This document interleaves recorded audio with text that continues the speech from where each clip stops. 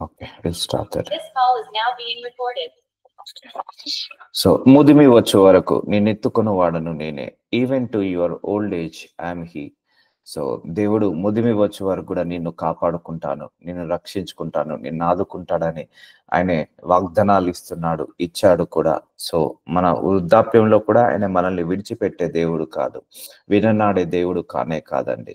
So ఇంత గొప్ప దేవుడు, కానీ మన వైపు నుంచి కూడా కొన్ని జాగ్రత్తలు తీసుకోమని చెప్తున్నాడు దేవుడు. సో మన ఏజ్ మీద పడ్డా కొద్దీ దేవుడితో ఎక్కువసేపు గడపాలి, దేవుడిని ఎక్కువగా కీర్తించాలి. ఏజ్ మీద పడ్డా కొద్దీ మనము దేవుడికి దగ్గర అవుతున్నట్టు సూచన, భూలోకం నుంచి విడిపోతున్నట్టు. అంతే కదా అండి, మనం ఒక్కొక్క బర్త్డే దాన్ని ఏమి సూచిస్తుంది? మనం పైకి వెళ్ళడానికే సూచిస్తుంది కదా. ఏజ్ మీద పడ్డా కొద్దీ భూలోకంలో ఆయుష్ పెరుగుతుందా? ఆయుష్ తగ్గుతుంటది. సో ఇప్పటి నుంచే మనము దేవుడి దగ్గరికి వెళ్ళడానికి అది సూచన క్రియ, అంటే దేవుడితో ఎక్కువసేపు గడపడానికి సూచన క్రియ లాగా తీసుకోవాలని చెప్పాడు దేవుడు. కానీ ఏజ్ మీద పడ్డా కొద్దీ మన లోపల కూడా జ్ఞానము పెరగాలి, విశ్వాసము పెరగాలి, నమ్మకం పెరగాలి. మనందరం కూడా ఇంకా మెచ్యూర్గా ఆలోచించాలి. ఇప్పుడు చాలా మందికి 55, 60 ఏళ్ళు వచ్చినా కూడా వాళ్ళ పిల్లల దగ్గర గొడవ పెట్టుకుంటా అంటారు. ఆ ఏజ్ లో గొడవలు అవసరం లేదు. ఒక ఏజ్ వచ్చిన తర్వాత గొడవలు పెట్టుకోవడం మానేయాలి. ఓకే, పెళ్ళైన కొత్తలో అంటే ఆ యవ్వన ప్రాయంలో తెలియక గొడవలు పెట్టుకోవచ్చు, కానీ కొంతమంది వృద్ధాప్యంలో కూడా గొడవలు పెట్టుకుంటుంటా అంటారు. చిన్న పిల్లల ముందు, మనవాళ్ళు మనవరాళ్ళు వచ్చినాక కూడా భార్యాభర్తలు గొడవలు పెట్టుకోవడం జరుగుతుంటది. సో మనకు ఏజ్ మీద పడ్డా కొద్దీ మనము చూసుకుంటా మాట్లాడాలని చెప్పాడు, చూసుకుంటా తినాలని చెప్పాడు, చూసుకుంటా ఖర్చు పెట్టాలని చెప్పాడు దేవుడు. సో ఇవన్నీ కూడా టిప్స్ ఇస్తున్నాడు దేవుడు. సో మనము మన యంగ్స్టార్ గా ఉన్నప్పుడు ఏదైతే చేస్తామో అదే మనకు వృద్ధాప్యంలో తిరిగి వస్తుందండి. అందుకే దేవుడు వాక్యం ఏం చెప్పింది? వీలైతే శక్యమైతే సమస్త మానవులతో మంచిగా ఉండు అని చెప్పాడు. సో చూద్దాము వాక్యం ద్వారా ఈరోజు ఏం దేవుడు మాట్లాడబోతున్నాడు. 2 కొరింథీయులు 4:16 జాగ్రత్తగా ఉండండి. కావున మేము అధైర్యపడము. సో మనం భయపడాల్సిన అవసరం లేదండి. మా బాహ్య పురుషుడు అంటే మన శరీరము కృషించినను, అంటే మన ఏజ్ మీద పడ్డా కొద్దీ మన శరీరములో సత్తువ తగ్గినను, బలము తగ్గినను, అంత్య పురుషుడు దినదినమున నూతన పరచబడుచున్నాడు. చూసారండి, స్పిరిచువల్ గా స్ట్రాంగ్ కావాలి ఎప్పుడైనా కూడా. సో చాలా మంది ఏజ్ మీద పడ్డా కొద్దీ వాళ్ళు దేవుడితో ఎక్కువసేపు గడపాలండి. ఇప్పటి నుంచే మనం ప్రాక్టీస్ చేయాలి, దేవుడితో ఎక్కువసేపు గడపడం, ఎక్కువసేపు ఆరాధించడం, ఎక్కువసేపు స్తుతించడము. ఎంత వీలైతే అంత ఈ లోకం నుంచి డిస్కనెక్ట్ అయి దేవుడితో కనెక్ట్ లో ఉండాలి. అందుకే బాహ్య పురుషుడు క్షీణించినను, బాహ్య పురుషుడు అంటే మన శరీరము క్షీణించినను, అంత్య పురుషుడు అంటే ఎవరు? మన పరిశుద్ధాత్మ దేవుడు. సో పరిశుద్ధాత్మ దేవుడు దినదినము నూతన పరచబడును. పరిశుద్ధాత్మ దేవుడు ఎలా స్పిరిచువల్ గా స్ట్రాంగ్ అవుతాడండి? మనం వాక్యం వింటున్న కొద్దీ పరిశుద్ధాత్మ దేవుడికి శక్తి పెరుగుతుంటది. మనం ప్రార్థన చేసిన కొద్దీ పరిశుద్ధాత్మ దేవుడికి శక్తి పెరుగుతుంటది. మనము ఆరాధించి స్తుతించిన కొద్దీ పరిశుద్ధాత్మ దేవుడికి శక్తి పెరుగుతుంటది, నూతనంగా పరచబడును. సో మనము ఎవ్రీడే న్యూ లాగా ఉండాలండి. మన inner part of soul, spirit అన్ని కూడా నూతనంగా ఉండాలి. ఒకటండి, వృద్ధాప్యం వచ్చిన తర్వాత ఎవరైనా మరణించాల్సిందే. మరణించిన తర్వాత శరీరం ఇక్కడే విడవబడుతుంది, కానీ మన ఆత్మ ఏదైతే ఉందో ఆ ఆత్మ పరలోకానికి వెళ్తుంది. కాబట్టి ఆ ఆత్మను కాపాడుకోవాలి. ఆ ఆత్మనే అంతర్య పురుషుడు. ఆ ఆత్మ కరెక్ట్ కాకుండా చూసుకోవాలి. ఇప్పుడు మనము చెప్తున్నాను మళ్ళీ, మనము బాగా పగతో ద్వేషంతో నిండుకున్నాం అనుకోండి, మన అంతరంగ పురుషుడు అభివృద్ధి చెందలేడు. సో కాబట్టి మనం ఎంత వీలైతే అంత, ఒక రోజుతో ఏది మారదు, ఒక రోజుతో ఏది జరగదండి. ఎంత వీలైతే అంత మనల్ని మనం మార్చుకోవడానికి ప్రయత్నించాలి. ఒక ఏజ్ మీద పడుతుందా, గొడవలు తగ్గించుకోవాలి, కోట్లాటలు తగ్గించుకోవాలి, అరవడాలు తగ్గించుకోవాలి. లేకపోతే ఏజ్ మీద పడుతుందా, చూసుకుంటా తినడం మొదలు పెట్టాలి. ఎందుకంటే మనం 25 years లో ఉన్నప్పుడు కిలో స్వీట్ తినొచ్చు, ప్రాబ్లమే కాదు. కానీ 50 years వచ్చిన తర్వాత కిలో స్వీట్ తినలేము, దానివల్ల ప్రాబ్లమ్స్ వస్తుంటా ఉంటాయి. సో అందుకే చూసుకుంటా తినాలి. సో అలా చూసుకుంటా తిన్నందుకే మనం ఎక్కువ రోజులు బ్రతకచ్చు. ఖర్చు పెట్టడం కూడా, ఇప్పుడు 20 సంవత్సరాలు 30 సంవత్సరాల పిల్లలు ఎలాగైనా ఖర్చు పెట్టారు, ఏం కాదు యంగ్స్టార్ కదా ఖర్చు పెట్టచ్చు అని అంటారు. అది ఒక 50 సంవత్సరాలు 60 సంవత్సరాలు వచ్చింది అనుకోండి, అప్పు చేసి ఇల్లు కొనుక్కోవడం వ్యర్థము, ఆ అప్పు చేసి పట్టు చీర కొనుక్కోవడం వ్యర్థము, ఆ అప్పు చేసి బంగారు నగలు కొనుక్కోవడం వ్యర్థము. అదే డబ్బులు ఉంటే మనకు వృద్ధాప్యంలో ఎవరి చేయి చాచి అడగకుండా ఉంటుంది. సో ఇవన్నీ కూడా దేవుడు మనల్ని బలపరుస్తున్నాడు. సో అలాగే నిన్నేం చెప్పాడు కొన్ని సందర్భాల్లో, ఎక్కువసేపు నోరు నిన్ను కీర్తిస్తును, ఎక్కువసేపు నిన్నే వర్ణిస్తును. సో వృద్ధాప్యంలో కూడా మనం వచ్చేలోపు మనం ఏం చేయాలి, మన లోపల దైవ జ్ఞానం ఏదైతే ఉందో అది 10 మందికి స్ప్రెడ్ చేస్తూ ఉండాలి. సో ఇవన్నీ కూడా మనం జాగ్రత్తలు తీసుకోవాలి. ఇవన్నీ కూడా యెహోవా కొరకు ఎదురు చూచువారు, యోషయ 40:31 యెహోవా కొరకు ఎదురు చూచువారు నూతన బలము పొందుదురు, వారు పక్షిరాజు వలె రెక్కలు చాపి పైకి ఎగురుదురు, అలయక పరిగెత్తుదురు, సొమ్మసిలక నడిచిపోదురు. So spend more time with your God is your strength. ఈ రోజు నుంచి ఒక వర్డ్ ఇస్తున్నాను మీకు, మెడిటేట్ చేయండి. God is my strength, Jehovah నా బలము, యెహోవా నా బలము, యెహోవా నా బలము, గాడ్ ఈజ్ మై స్ట్రెంగ్త్ అని ఇలా మనసులో మెడిటేట్ చేస్తుండండి. God is my strength, God is my strength, God is my strength, God is my strength అని ఇలా మెడిటేట్ చేస్తూ ఉండండి ఈ రోజు నుంచి. సో మీ లోపల మీకు తెలియకుండానే ఆ స్ట్రెంగ్త్, ఆ స్టెమినా, ఆ ఎనర్జీ ఫామ్ అవుతుంటా ఉంటది. సో యెహోవా నా బలము, తెలుగులో అయితే యెహోవా నా బలము, యెహోవా నా బలము అని ఇలా మెడిటేట్ చేస్తుండండి. గాడ్ ఈజ్ మై స్ట్రెంగ్త్, లేకపోతే Jesus is my strength, Jesus is my strength, Yesayya నా బలము, యేసయ్య నా బలము అని ఇలా మెడిటేట్ చేస్తుండండి. మీరు ఎన్నిసార్లు అలా బలము బలము బలము అంటారో అది మన లోపల ఆ ఎనర్జీ ఫామ్ అవుతుంటది, ఆ స్ట్రెంగ్త్ ఫామ్ అవుతుంటది. సో యెహోవా కొరకు ఎదురు చూచువారు. సో మనందరము దేవుడి కోసం ఎదురు చూస్తున్నాము. మనందరం నూతన బలము పొందుదురు, పక్షిరాజు వలె రెక్కలు చాపి పైకి ఎగురుదురు. అంటే వృద్ధాప్యంలో కూడా మన లోపల ఏముండాలి, శక్తి ఉండాలి, సత్తువ ఉండాలి, బలం ఉండాలి. వృద్ధాప్యంలో కూడా జ్ఞానం ఉండాలి, తెలివి ఉండాలి. ఇప్పుడు మోషే గారు ఉన్నారు, వృద్ధాప్యంలో కూడా 120 సంవత్సరాలు వచ్చినా కూడా వినికిడి శక్తి తగ్గలేదు, చూపే శక్తి తగ్గలేదు మోషే గారికి. సో ఆయన వృద్ధాప్యంలో కూడా ఆరోగ్యంగా ఉన్నాడు. అబ్రహాం గారు వృద్ధాప్యంలో కూడా ఆరోగ్యంగా ఉన్నాడు. ఆరోగ్యంతో మరణించారు వాళ్ళు, కానీ రోగాలతో మరణించలేదు. సో ఎందుకు, వాళ్ళు దేవుడితో సహవాసం చేశారండి. సో దేవుడితో సహవాసము చాలా ముఖ్యమండి మనందరికీ కూడా. అబోవ్ 50 ఎంత వీలైతే అంత ప్రెషర్స్ తగ్గించుకోండి. 50 సంవత్సరాలు దాటాయా, ఎంత వీలైతే అంత pressures, financial pressure, health pressure ఉన్న దాంట్లో తృప్తిగా ఉండి ఎక్కువసేపు డైలీ 5 గంటలు 6 గంటలు దేవుడితో గడుపుతూ ఆ ఆత్మతో నింపబడండి, ఆ శక్తితో, దేవుడి శక్తితో నింపబడండి. కానీ అన్వాంటెడ్ విషయాలకు అవసరం లేదు. అందుకే చాలా మంది అంటారు ముసలమ్మ ముచ్చట్లు అని. అవన్నీ ఎందుకు పనికిరాని మాటలండి. నిజం చెప్తున్నా, ఆ బైబిల్ మొత్తం చదివాను కాబట్టే చెప్తున్నాను. సో ఎంతగా అయితే మనము దేవుణ్ణి కీర్తించాలి, దేవుణ్ణి ఆరాధించాలి. ఇదే మనకు ఆశీర్వాదం. వృద్ధాప్యంలో సొమ్మసిల్లక నడిచిపోదురు. So God is my strength. దేవుడు మనకే స్ట్రెంగ్త్ గా ఉన్నప్పుడు మనము అలయక పరిగెత్తుతాము. అంటే వృద్ధాప్యంలో కూడా మనకు శక్తి ఉంటుంది, సొమ్మసిల్లక నడిచిపోతాము. సో సామెతలు 20:1 ద్రాక్షరసము వెక్కిరింతల పాలు చేయును, మద్యము అల్లరి పుట్టించును. సో ద్రాక్షరసము అంటే ఇక్కడ లిక్కర్ ఆల్కహాల్. ఇప్పుడు ఇది మగోళ్ళకు ఉండే ఒకప్పుడు ఈ వరుస, ఇప్పుడు ఆడవాళ్ళు కూడా స్టార్ట్ చేశారు చాలా మంది ద్రాక్షరసం తాగడం, అంటే ఆల్కహాల్ తీసుకోవడం. సో ద్రాక్షరసం వెక్కిరింతల పాలు చేయను. చాలా మటుకు కుటుంబాలు విచ్ఛిన్నం కావడానికి, చాలా కుటుంబాలు అప్పుల పాలు కావడానికి, లేకపోతే చాలా అనారోగ్య సమస్యలు రావడానికి కారణం లిక్కర్, ఆల్కహాల్ తీసుకోవడం వల్ల. సో ఒక ఏజ్ వచ్చిందంటే ఈవెన్ డాక్టర్స్ కూడా సజెస్ట్ చేస్తారు, 35-40 దాటిదంటే స్టాప్ స్మోకింగ్ అన్నట్టు సజెస్ట్ చేస్తారు, స్టాప్ డ్రింకింగ్ ఆల్కహాల్ సజెస్ట్ చేస్తారు. ఎందుకంటే ఆల్కహాల్ తాగడం వల్ల ఏమవుతుందంటే లివర్ పాడవుతుంది, కిడ్నీస్ పాడవుతుంటాయి, లంగ్స్ పాడవుతుంటాయి ఆ సిగరెట్ స్మోకింగ్ వల్ల. సో దీనివల్ల నువ్వు ఎక్కువ రోజులు బ్రతకలేవు, ఎక్కువ రోజులు జీవించలేరు. సో ద్రాక్షరసము వెక్కిరింతల పాలు చేయను. అంటే ఆ ద్రాక్షరసం తాగిన వాడు ఏం మాట్లాడతాడో తెలియదు, ఆ మద్యము తాగిన వాడు ఎలా జీవిస్తాడో తెలియదు, ఏం మాట్లాడతాడో తెలియదు, ఎలా ఖర్చు పెడతాడో తెలియదు. చాలా మంది ఈ మద్య మత్తులో పడి డ్రగ్స్ కి అలవాటు కావడం, ఈ మద్య మత్తులో పడి అనారోగ్యం పాలు తెచ్చుకోవడం, మద్య మత్తులో పడి వ్యభిచారంలోకి వెళ్ళడం జరుగుతుంటది. అందుకే ఇది వెక్కిరింతల పాలు చేయను. సో ఒక ఏజ్ వచ్చింది, ఒక ఈవెన్ ఇది ఆడవాళ్ళకు కాదు మగవాళ్ళకు. సో ఒక ఏజ్ వచ్చింది, ఒక 40 years వచ్చింది, ఒకవేళ ఆల్కహాల్ తాగే అలవాటు ఉంటే మానుకోవాలి. ఒక ఏజ్ మీద పడ్డ కొద్ది మానుకోవాలి. డాక్టర్లు కూడా అదే సజెస్ట్ చేస్తారు. So stop drinking alcohol. So ఇవన్నీ కూడా దేవుడు అన్ని రకాలుగా మనకు చెప్తున్నాడు, అన్ని రకాలుగా జ్ఞానం ఇస్తున్నాడు చాలా మంది. సో మేబీ మన గ్రూప్ లో ఎవరు లేకపోవచ్చు, ఇది యూట్యూబ్ లో స్ప్రెడ్ అయిన తర్వాత వాళ్ళకి ఈ వాక్యం అవసరం ఉండొచ్చు. సో ఒక ఏజ్ వచ్చిందంటే ఏం చేయాలి? చూసుకుంటా తినాలి, చూసుకుంటా తాగాలి. ఒక ఏజ్ వచ్చిన తర్వాత మనము ఎక్కువగా దేవుడితో గడపాలి. ఇవన్నీ కూడా టిప్స్. మనం ఇప్పటి నుంచే వాటిని అలవాటు చేసుకున్నాం అనుకోండి, మన వృద్ధాప్యంలో కూడా మనకు ఎలాంటి మెంటల్ టెన్షన్స్ రాకుండా, ఫైనాన్షియల్ టెన్షన్స్ రాకుండా ఉంటుంది.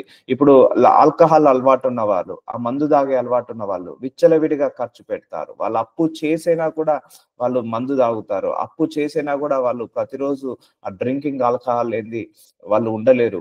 ఆ తాగిన తర్వాత వాళ్ళు భార్యను పట్టించుకోరు, పిల్లల్ని పట్టించుకోరు.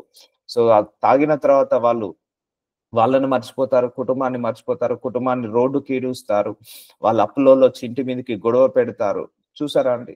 అది డేంజర్ అది. అలాగే ఆల్కహాల్ తాగితే మన లివర్, కిడ్నీ తొందరగా ఖరాబ్ అయిపోతుంది, పాడైపోతుంది. దానివల్ల తొందరగా మరణించాల్సి వస్తుంది. సో వృద్ధాప్యంలో కూడా ఆ మెడిసిన్స్ వేసుకొని మరణించాల్సి వస్తుంటది. సో ఇవన్నీ కూడా మనం ప్రొటెక్ట్ చేసుకోవాలి. దేవుడు చేయాల్సింది దేవుడు చేస్తాడండి.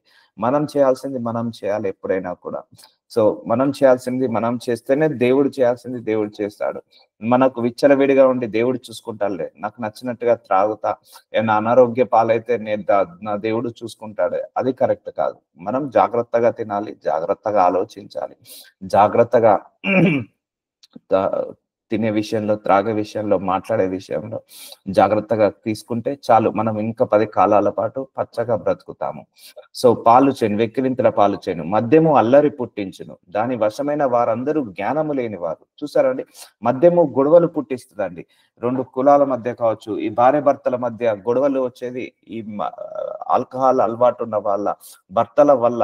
ఎన్ని కుటుంబాలు నాశనం అవుతాయి. నా దగ్గరికి చాలా ప్రేయర్ రిక్వెస్ట్లు వస్తాయి, చాలా ప్రేయర్ రిక్వెస్ట్. మా భర్త ఆ వ్యభిచారంలో పడ్డాడు, తాగుడు అనే వ్యసనం ఉంది, విచ్చలవిడిగా ఖర్చు పెడతాడు. ఆ త్రాగుడు అనే వ్యసనం ద్వారా జూదము, పేకాటలు ఆడడము, డబ్బులు పోగొట్టుకోవడం, ఆస్తులు పోగొట్టుకున్న వాళ్ళు ఉన్నారండి.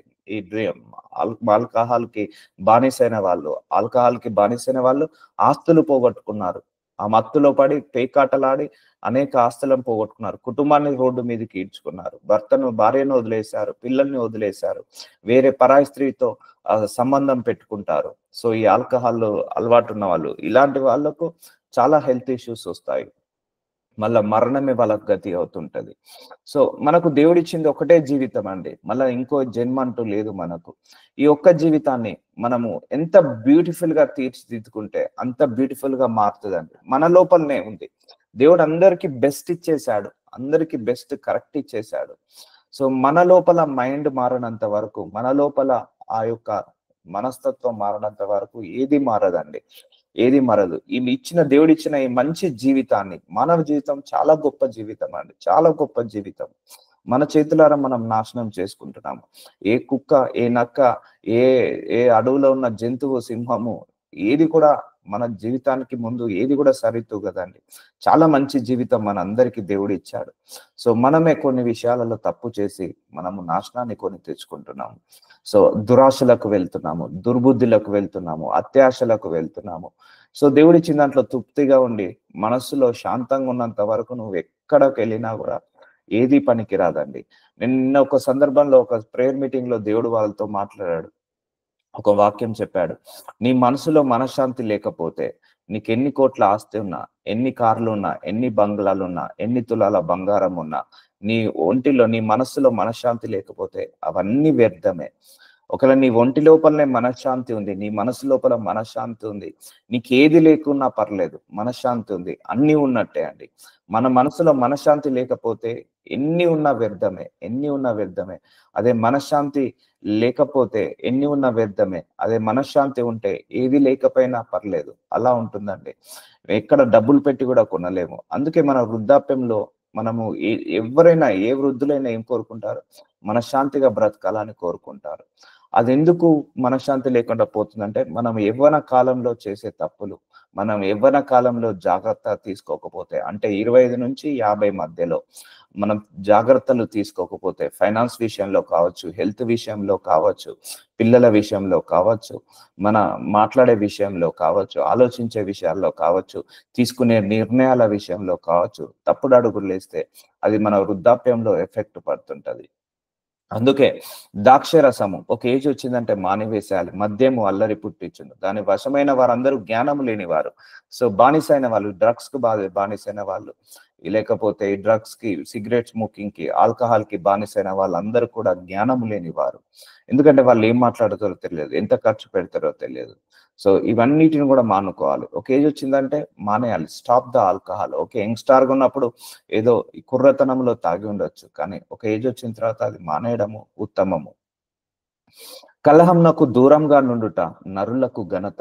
కలహమునకు అంటే గొడవలకు, కొట్లాటలకు, అల్లర్లకు దూరంగా నుండుట నరులకు ఘనతట. కానీ మనకేంటిది ఇష్టము, గొడవలు అంటే ఫస్ట్ లో నిలబడాలి, ఫస్ట్ లైన్ లో నిలబడాలి. గొడవలు, కొట్లాటలు అంటే మనం ముందట నిలబడాల్సిందే. అది మనకు అతి ప్రియమైపోయింది గొడవలు. కానీ కలహమునకు దూరంగా నుండుట. సో చూసారా కదా, ఒక్కొక్క స్టెప్ దేవుడు ఎలా చెప్తున్నాడో. ఒకవేళ మన ఏజ్ మీద పడుతుందా, దూరంగా ఉండాలి గొడవలకు, కొట్లాటలకు. సో మన ఏజ్ మీద పడుతుందా, దీర్ఘశాంతంకి వెళ్ళాలి, ప్రేమ అనే గుణంలోకి వెళ్ళాలి. లేదు, నా గొడవలు, నా నోరు ఇంతే, నేను పుట్టినప్పటి నుంచి నా నోరు ఇంతే, నేను ఇలాగే మాట్లాడతా, నా స్వభావం ఇంతే, నేను ఇలాగే ఉంటా, సో ఇది పనికిరాదు, అది ఘనతగా అనిపించదు. మూర్ఖుడైన ప్రతివాడును పోరునే కోరును. సో ఇప్పుడు చెప్పండి, మనము మూర్ఖులమా, లేకపోతే కలహమునకు దూరంగా ఉండి ఘనత పొందే వాళ్ళమా? అది మనం డిసైడ్ చేసుకోవాలి. కలహమునకు దూరంగా నుండుట నరులకు ఘనత. మూర్ఖుడైన ప్రతివాడును పోరునే కోరుకుంటాడు. కొంతమందికి గొడవలంటే ఇష్టం, ఫస్ట్ ప్లేస్ లో ఉంటారు, పోరునే కోరుకుంటారు. సో మన ఏజ్ మీద పడ్డ కొద్ది మన బిహేవియర్ కూడా మార్చుకోవాలని దేవుడు చాలా సందర్భాల్లో చెప్పాడు. ఎందుకంటే అండి, ఒకటే గుర్తుపెట్టుకోండి, మన మన వెనకాల మన జనరేషన్ ఉంది. మనం ఏదైతే ఫాలో అవుతామో మన జనరేషన్ అదే ఫాలో అవుతుందండి, గుర్తుపెట్టుకోండి. మనం చెప్తే వాళ్ళు వినరు. ఎప్పుడైనా కూడా మనము మాట్లాడేదాన్ని బట్టే మన పిల్లలు మాట్లాడతారు, మన ప్రవర్తించే దాన్ని బట్టే మన పిల్లలు ప్రవర్తిస్తారు, మనం ఉండేదాన్ని బట్టే మన పిల్లలు ఉంటారు. అంటే మన పోలిక చొప్పున వాళ్ళు నడుస్తారు మన పిల్లలు. కాబట్టి ఇప్పుడు మనకు 50 ఏళ్ళు వచ్చినాయి, ఆ ఏజ్ లో భర్తతో గొడవ అవసరమా, భార్యతో గొడవ అవసరమా, ఇరుగు పొరుగు వాళ్ళతో గొడవ అవసరమా? లేకపోతే మన ఇంట్లో కోడలు ఉంది, మన ఇంట్లో అల్లుడు వచ్చాడు, ఆ ఏజ్ లో కూడా పిల్లలతో భార్య భర్తలు గొడవ పెట్టుకోవడం అవసరమా? సో వాళ్ళ ముందు కూడా అలా అల్లరి పాలు కావడం అవసరమా? నేను చూశాను, నా ఊహ తెలిసినప్పటి నుంచి చూశాను. అరే, వీళ్ళే 60 సంవత్సరాలు, 50 సంవత్సరాలు వచ్చి వీళ్ళే మనవళ్ళ ముందు, మనవరాళ్ళ ముందు, లేకపోతే ఇంటికి వచ్చిన కోడలు ముందు, కొడుకు ముందు, లేకపోతే ఎదిగిన కొడుకు ముందు, ఎదిగిన కూతురు ముందు వీళ్ళే గొడవలు పెట్టుకుంటున్నారే. వీళ్ళు వాళ్ళకేం చెప్తారు, మళ్ళా మంచిగా చెప్తారు. భార్య భర్తలు కలిసి ఉండాలి. ఒకవేళ కూతుర్లో కాపురమైనా అటు ఇటు అయితే మంచిగా చెప్తారు. మళ్ళా భార్య భర్తలు కలిసి ఉండాలని వీళ్ళు చెప్తారు, మళ్ళా వచ్చి వీళ్ళు భార్య భర్తలు కొట్టుకుంటారు. అట్లా కూడా చూసాను. సో నువ్వు చెప్పే నోరు ఎప్పుడైనా చేయాలి, ఎప్పుడైనా చేసే నోరే చెప్పాలి. సో ఒకవేళ కొడుకు విషయంలో ఏమైనా ప్రాబ్లం వచ్చింది అనుకో, కోడల్ని మందలిస్తారు, నీ భర్తకు నువ్వు రెస్పెక్ట్ ఇవ్వాలి. కానీ అదే అత్తగారు తన భర్తకు రెస్పెక్ట్ ఇవ్వదు. సో ఇవన్నీ కూడా నేను నా అనుభవంలో చూసి చూసి పెరిగాను చిన్నప్పటి నుంచి కూడా. అరే, మనం చెప్పే ఏజ్ లో ఉన్నప్పుడు మనం ఒకరితో చెప్పించుకోవద్దు. ఎప్పుడైనా కూడా ఒకరికి చెప్పేటప్పుడు మనం కూడా చేయాలి, చేస్తేనే చెప్పాలి. నువ్వే నీ భార్యతో భర్తతో గొడవ పెట్టుకొని నువ్వు నీ పిల్లలకు గొడవ పెట్టుకోవద్దని ఎలా చెప్పగలుగుతావు? అది కరెక్టా? దాన్ని నేను అన్యాస్తడం అంటారు. అందుకే కలహమునకు దూరంగా నుండుట నరులకు ఘనత. ప్రశాంతంగా జీవించండి. నెక్స్ట్ జీవితం అంతా ప్రశాంతంగా జీవించండి. ఆ కోపాన్ని తగ్గించుకోండి, ఆ యొక్క గర్వాన్ని తగ్గించుకోండి, ఆ యొక్క గొడవలను తగ్గించుకోండి. ఓకే, చిన్నప్పుడు కొత్తగా పెళ్ళైనప్పుడు అంటే ఒక 25, 30 సంవత్సరాలు, 40 సంవత్సరాలు అంటే గొడవలు పెట్టుకున్నాము అండర్‌స్టాండింగ్ వల్ల, లేకపోతే మిస్‌అండర్‌స్టాండింగ్స్ వల్ల. కానీ అలాగే మనం గొడవలు పెట్టుకుంటూ ఉంటే మన పిల్లల మీద ఎఫెక్ట్ పడుతది, మన నెక్స్ట్ జనరేషన్ మీద ఎఫెక్ట్ పడుతది. సో కలహమునకు దూరంగా నుండుట నరులకు ఘనత. మూర్ఖుడైన ప్రతివాడును పోరునే కోరును. ఒకవేళ నువ్వు పోరును కోరుకుంటున్నావు, నువ్వు గొడవలను, కొట్లాటలను కోరుకుంటున్నావా, అయితే మనం మూర్ఖత్వం ఉన్నదన్నట్టు. సో మనం ఆ మూర్ఖత్వం లాగా ఉండద్దు. మనం ఎప్పుడైనా కూడా ఘనత లాగా ఉండాలి, దూరంగా ఉండాలి. ఇప్పుడు అర్థమవుతుందండి. ఒక్కొక్క ఏజ్ మీద పడ్డా కొద్దీ, ఒక్కొక్క సంవత్సరం గడిచిన కొద్దీ మన ప్రవర్తన ఎలాగా మార్చుకోవాలి, మన బిహేవియర్ ఎలా ఉండాలి, మన యాటిట్యూడ్ ఎలా ఉండాలి. కొంతమంది 30 సంవత్సరాలు అదే చాదస్తము, 30 సంవత్సరాలు అదే మొండితనము, 30 సంవత్సరాలు నుంచి అదే అదే మనకు వృద్ధులైనా కూడా మారరు వాళ్ళు. కొంతమందికి ఏజ్ మీద పడ్డా కూడా మారరు. సో అలా ఉండొద్దు ఎప్పుడైనా కూడా. ఏజ్ మీద పడ్డా కొద్దీ మన లోపల ఇంకా దయాగుణం పెరగాలి. ఏజ్ మీద పడ్డా కొద్దీ మన లోపల ఆ మూర్ఖత్వం, స్టబర్నెస్, మొండితనం తగ్గించుకోవాలి, పట్టుదల తగ్గించుకోవాలి. అదే పంతాలకు వెళ్తారు. పట్టుదల 60 సంవత్సరాలు 70 సంవత్సరాలు వచ్చిన అదే పట్టుదల, అదే పంతాలతో ఉంటారు. అవన్నీ కూడా ఘనతను ఇవ్వదండి. బ్రతికినంత కాలం ఆ పట్టుదలతో బ్రతుకుతే మన లోపల ఆ అనారోగ్య సమస్యలు ఎక్కువ అవుతుంటాయి. సో ఎంత వీలైతే అంత ప్రెషర్ లోకి వెళ్ళొద్దు. మనం దేవుడు ఇవన్నీ రాసి పెట్టాడండి ముందుగానే. సో విత్తుల వేయ కాలమున సోమరి దున్నడు. సో సోమరితనము యంగ్ స్టార్ మనము 20 ఇయర్స్ నుంచి 45 ఇయర్స్ 50 ఇయర్స్ వరకు 25 to 50 ఇయర్స్ మనం సంపాదించుకునే ఏజ్. ఈ ఏజ్ లో మనం సోమరితనంగా ఉండద్దండి. 25 to 50 ఇయర్స్. సో విత్తులు వేయి కాలమున సోమరి దున్నడు, కోత కాలమున పంటని గూర్చి వాడు విచారించాడు, వానికేమీ లేకపోవును. చూసారండి, మనము సంపాదించాల్సిన సమయంలో చదవాల్సిన సమయంలో చదవాలి. మనకి ఇప్పుడు ఉన్నట్టు శక్తి ఒక 55-60 సంవత్సరాలు దాటిన తర్వాత శక్తి ఉండదు. మనం జాబులు చేసుకోలేము. కానీ జాబులు చేసుకోవాల్సిన సమయంలో జాబులు చేసుకోవాలి, సంపాదించుకోవాల్సిన సమయంలో సంపాదించుకోవాలి. అదే మనకు వృద్ధాప్యంలో అదే మనల్ని ఆదరిస్తుంది. మిగిలించాల్సిన సమయంలో మిగిలించాలి. సో విత్తువులు వేయు కాలము అంటే నువ్వు సంపాదించిన కాలంలో సోమరి దున్నడు అంటే సోమరిపోతులు. కొంతమంది చదువైపోయి 30-35 సంవత్సరాలైన అబ్బాయిలు ఇంకా వాళ్ళు జాబ్ చేయరు, ఇంకా వాళ్ళు కెరియర్ చూసుకోరు, కెరియర్ మీద కాన్సన్ట్రేషన్ చేయరు. ఎందుకంటే వయస్సు పోతే మళ్ళీ రాదండి. ఏ ఏజ్ లో జరగాల్సిన అచ్చట ముచ్చట ఆ ఏజ్ లో జరగవలసిందే. 22 సంవత్సరాలకు చదువు అయిపోవాలి. 22 సంవత్సరాలు కాగానే చదువు అయిపోగానే జాబ్ రావాలి. జాబ్ రాగానే 28 సంవత్సరాలకు అబ్బాయి అయితే 28 సంవత్సరాలకు వివాహము అయిపోవాలి. అమ్మాయి అయితే 26 సంవత్సరాల లోపు వివాహం అయిపోవాలి. 30 సంవత్సరాల లోపు పిల్లలు పుట్టేసేయాలి. సో 30 సంవత్సరాల నుంచి 25 సంవత్సరాల నుంచి 50 సంవత్సరాల మధ్య ఏదో ఒక జాబ్ బిజినెస్ చేసుకొని ఫైనాన్షియల్ గా సెటిల్ అయిపోవాలి. అది సంపాదించుకునే ఏజ్. 50 ఇయర్స్ తర్వాత ఆపర్చునిటీస్ తగ్గుతాయి, కంపెనీస్ లో జాబ్స్ తీసుకోరు. 55 ఇయర్స్ తర్వాత మన శరీరంలో కూడా సత్తువ తగ్గుతుంటది. అందుకే విత్తుల వేయు కాలమున సోమరి దున్నడు, కోత కాలమున పంటను గూర్చి వాడు విచారింపడు. కోత కాలం అంటే మనం సంపాదించుకునే ఏజ్ అండి. సంపాదించుకునే ఏజ్ ని కోత కాలము. అంతే కదా అండి. మనం 22 సంవత్సరాలకు బీటెక్ అయిపోయింది. తర్వాత మనం ఏం చేయాలి? మనం చదివిన చదువుని కోతలాగా కోసుకోవడమే కదా. అంటే మనము విత్తనం కష్టపడి సంపాదించి జాబ్ తెచ్చుకొని ఆ డబ్బులు సంపాదించుకోవడమే కోత కాలము. విచారించినప్పుడు వానికి ఏమీ లేకపోను. అందుకే పిల్లలను ఇలా మనము పెంచాలి. 22 ఇయర్స్ రాగానే చదువు క్లోజ్.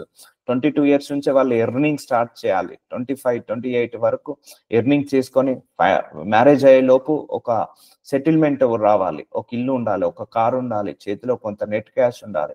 మళ్ళీ మ్యారేజ్ అయిన తర్వాత ఎలాంటి ప్రాబ్లమ్స్ రాకుండా. సో ఇలా ప్లాన్ చేసుకుంటూ వెళ్తే బాగుంటది. కానీ మనం అనుకున్నది ఒకలాగా జరుగుతుంది, అది జరిగేది ఒకలా ఉంటది. కానీ మన లోపల ఆ సోమరితనం లేకపోతే, మన లోపల ఆ లేజినెస్ లేకపోతే ఆపర్చునిటీస్ కూడా అలాగే వస్తాయండి.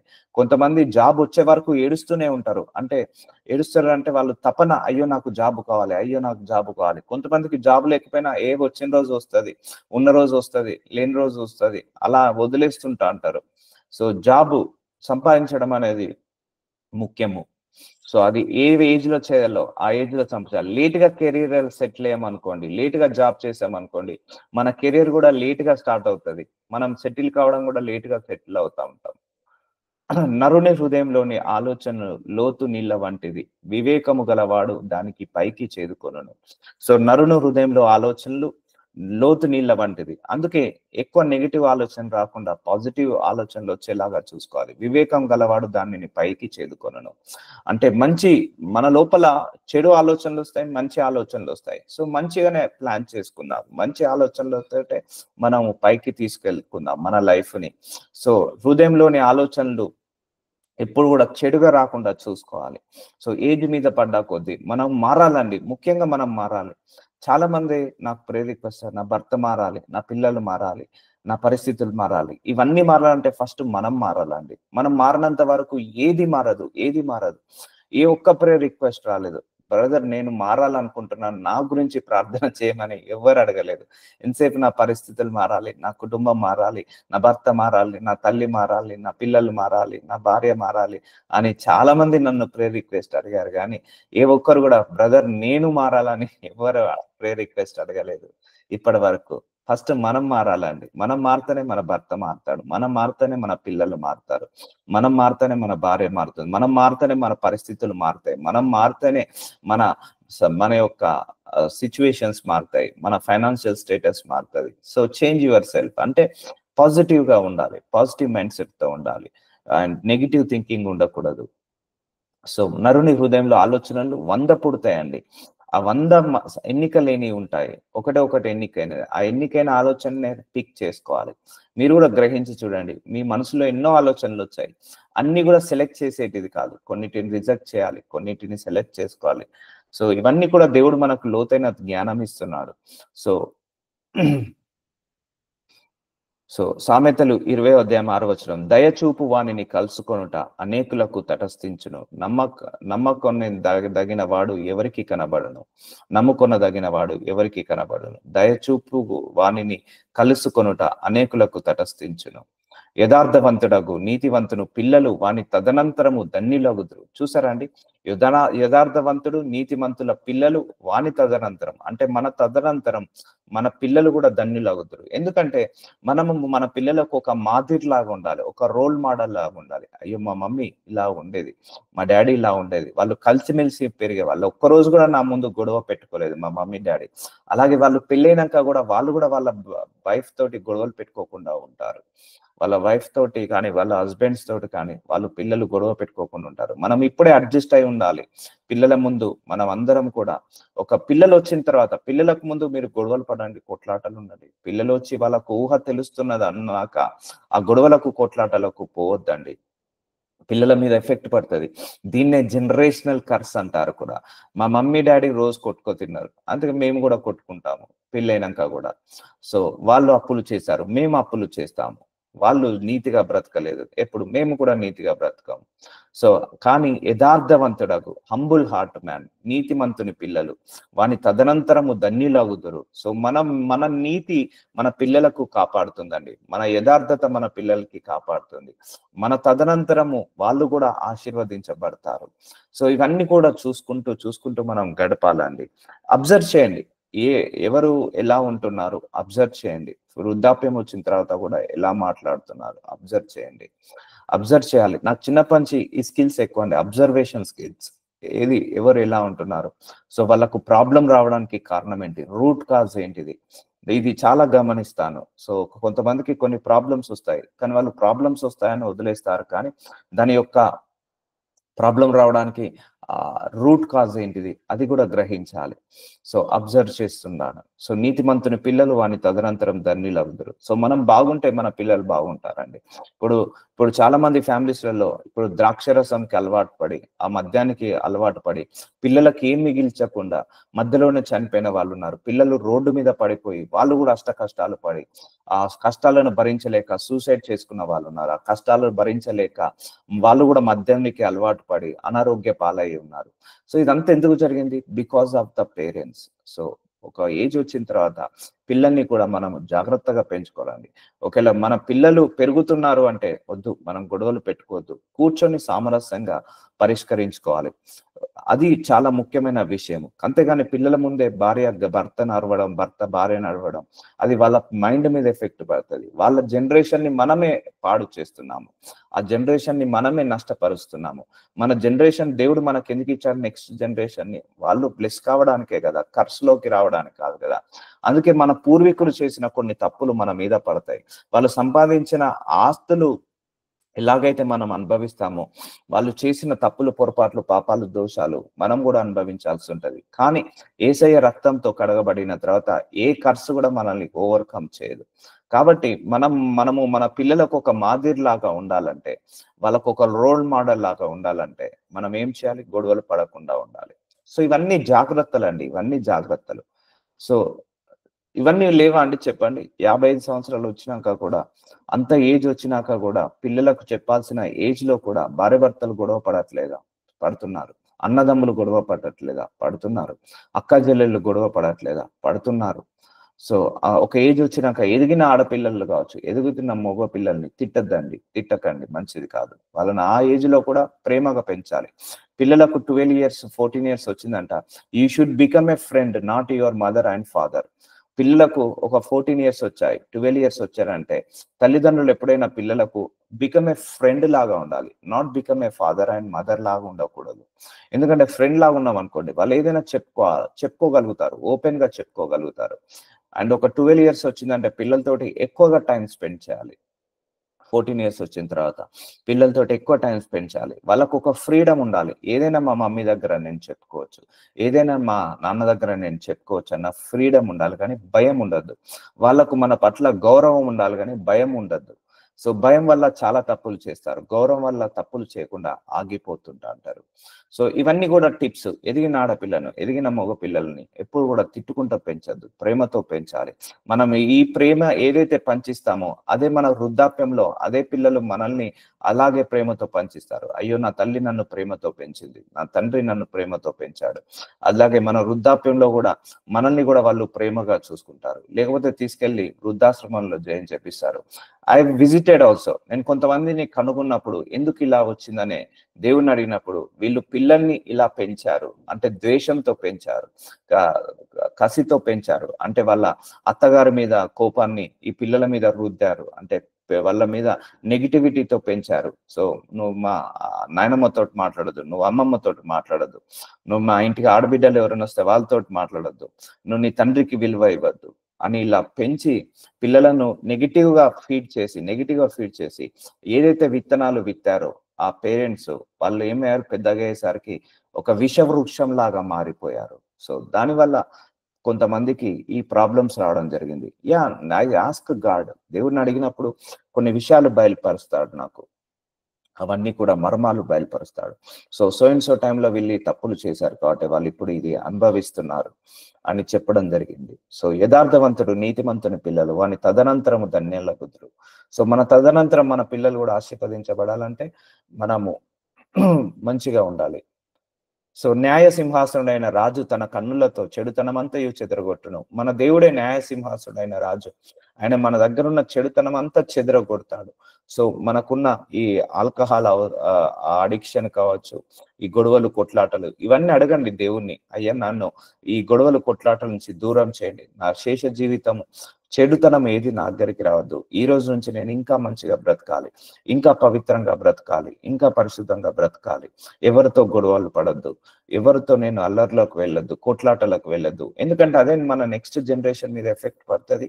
మన వృద్ధాప్యంలో కూడా ఇప్పుడు మనం 10 మందితో సరిగా లేమనుకోండి, రేపు మనం మంచాల పడ్డనాడు ఒక మంచినీళ్ళు పోయడానికి కూడా ఎవరు రారు.